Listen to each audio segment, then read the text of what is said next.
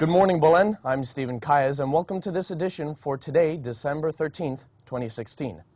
Thursday begins midterm season, and Belen is getting ready. From experienced seniors to the new sixth graders, every student is gathering all his notes and resources to prepare. We spoke to a few of our students to get an idea of how they're feeling about the exams.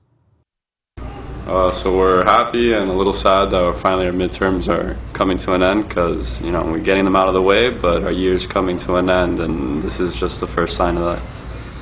Some top Silicon Valley leaders will meet with President-elect Donald Trump on Wednesday.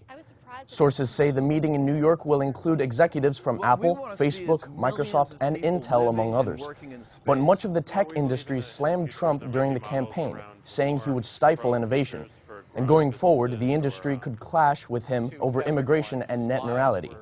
Some prominent Silicon Valley players have not confirmed they are meeting with Trump so far. They include Twitter CEO Jack Dorsey and Amazon founder Jeff Bezos. Trump criticized Bezos, who also owns the Washington Post, for the paper's coverage of the campaign. In other news, the bipartisan group of high-profile senators is looking for answers following recent intelligence reports of Russian interference in the U.S. election.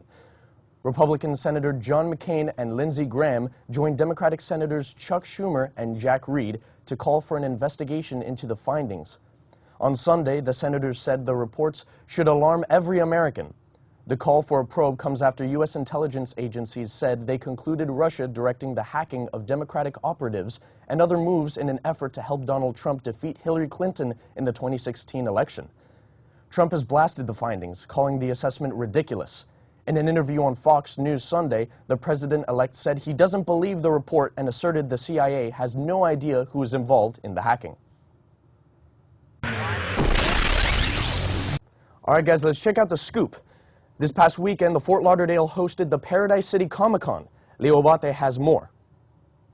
The Paradise City Comic-Con took place at the Fort Lauderdale Convention Center. People go to buy merchandise and meet some of their favorite actors. Some of the big-name actors that were there are Ron Perlman, best known for playing Hellboy, Billy D. Williams, best known for playing Lando Calrissian, and Peter Weller, best known for playing RoboCop. Some people even decide to dress up as their favorite characters from many different franchises.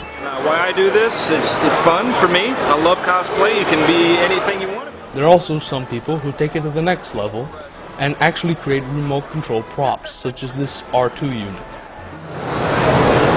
This R2 unit was built, my son actually had cancer, and so it became a project that he and I worked on when he first was diagnosed because he was going to be out of school.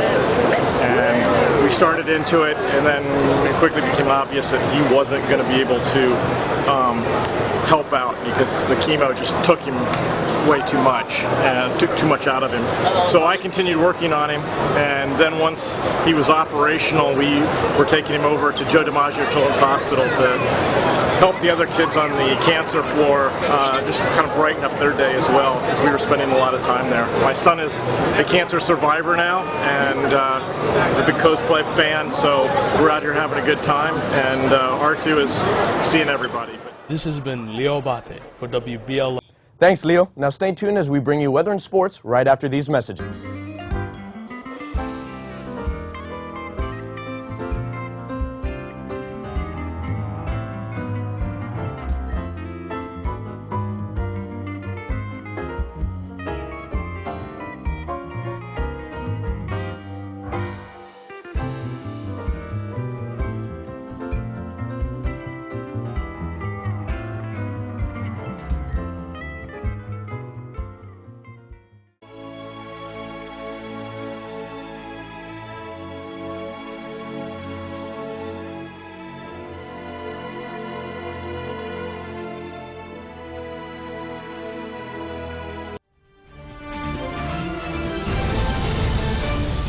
Good morning, Wolverines. Today we woke up to some nice and pleasant weather, a big contrast from what we were seeing this past weekend with a lot of rain.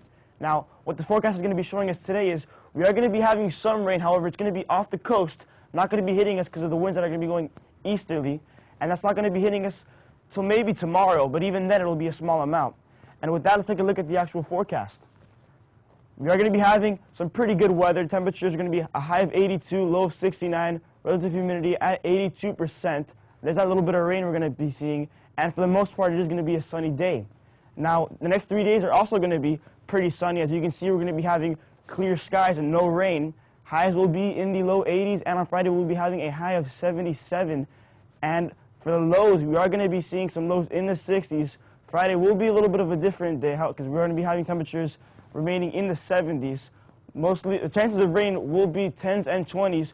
So like I said, we aren't going to be seeing any rain going into midterms. And with that, let's move on to sports with Danny Brown. Hey, thanks, Raul. Good morning, Wolverine Nation. The varsity soccer team played against their district rivals Doral at Belen.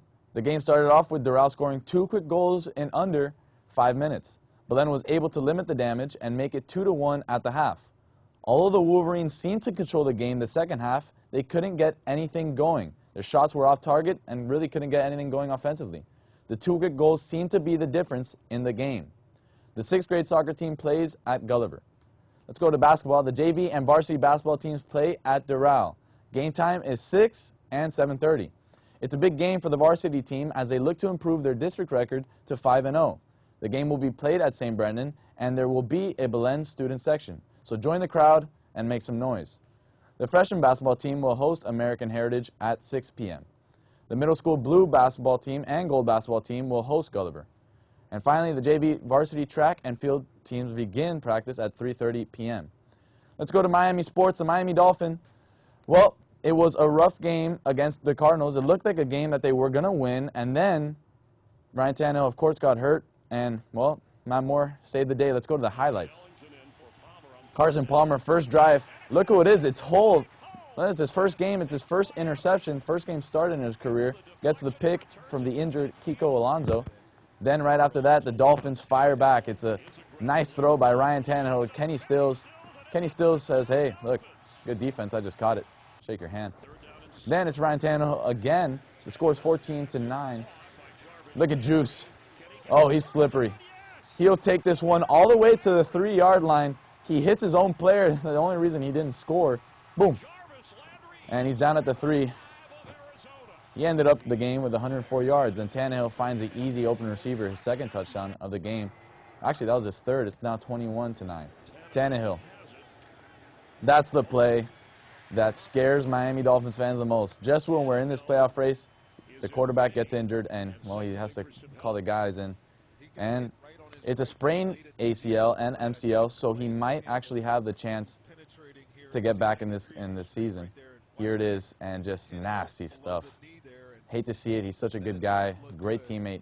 His teammates were crying with him on the sideline. But then look at Matt Moore throwing the ball up. Let Kenny Stills catch it. He does, and he's down at the 1. And here is the game winner. It's Andrew Franks. Almost got blocked.